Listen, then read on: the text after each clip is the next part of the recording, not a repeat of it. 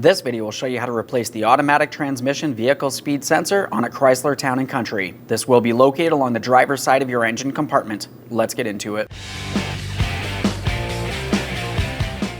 Okay friend, let's get started on our job. To locate the vehicle speed sensor, we're making our way down along the driver's side of the engine. We can see our ignition coil pack. We'll come all the way down in this area along the top of the transmission. Now as we look down in here, we can see our vehicle speed sensor. Before I do anything, I like to make sure I clean any mess from along the top of the transmission. For this, I'm just going to use some compressed air. I don't want any debris making its way inside.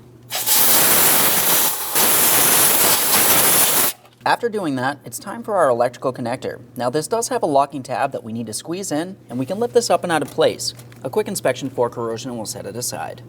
That looks good. Now as we look at the sensor, we can see that there's one 8mm headed mounting bolt holding it in place. Let's go ahead and remove that bolt.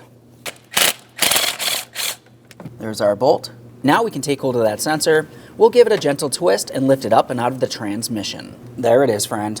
Prior to installation of any brand new part, let's make sure we clean and inspect our mounting area. For this, I'm just using a clean rag, no detergents. I don't want anything making its way inside the transmission.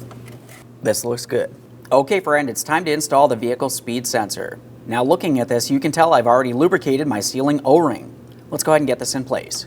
Now as you bring this down into the transmission, you may find that you have to gently twist it while sliding it down and in. Once you've done that, let's go ahead and make sure we install our mounting bolt. We'll start it in, snug it up. The torque for that is 105 inch-pounds. Okay, I've got my torque wrench set.